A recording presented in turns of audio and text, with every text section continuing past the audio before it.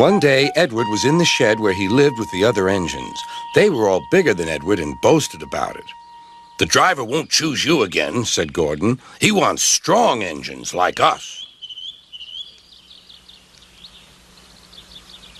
But the driver and fireman felt sorry for Edward. "Would you like to come out today?" "Oh, yes, please," said Edward. So they lit his fire, made lots of steam, and Edward puffed away.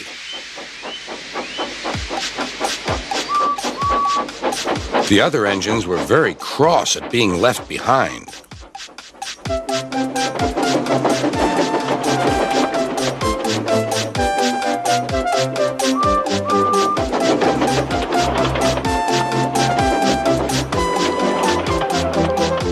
Edward worked hard all day. The coaches thought he was very kind, and the driver was very pleased.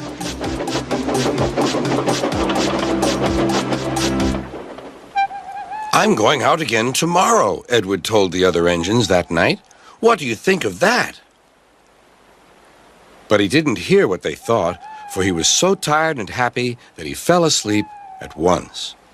Next morning, Edward woke up to find nothing had changed. Gordon was still boasting.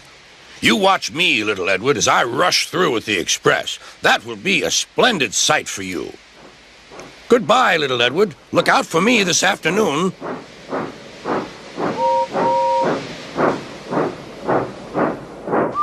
Edward went off to do some shunting.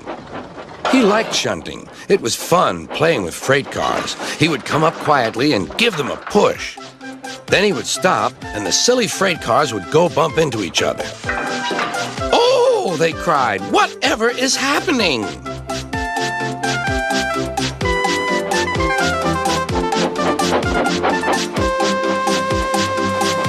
Edward played till there were no more freight cars. Then he stopped to rest. Presently, he heard a whistle. Gordon was cross. Instead of nice shining coaches, he was pulling a dirty freight train. "A freight train, a freight train, a freight train," he grumbled. "The shame of it, the shame of it, oh, the shame of it."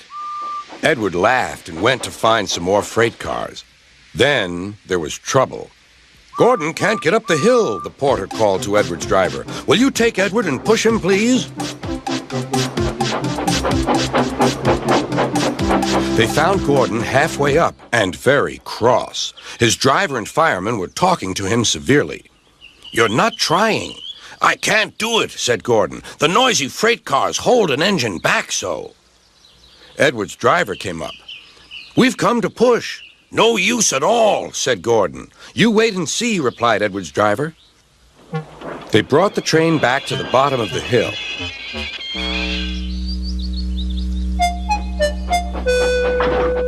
"I'm ready," said Edward. "No good," grumbled Gordon. They pulled and pushed as hard as they could.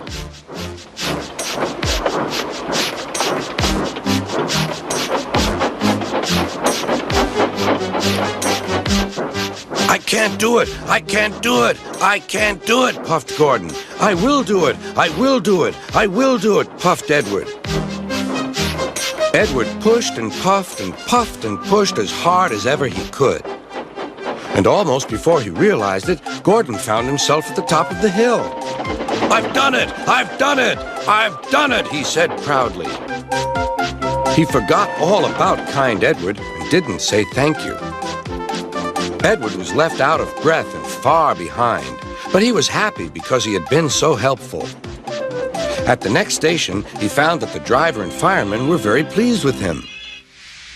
The fireman gave him a nice long drink, and the driver said, "I'll get out my paint tomorrow and give you a beautiful coat of blue with red stripes. Then you'll be the smartest engine in the shed."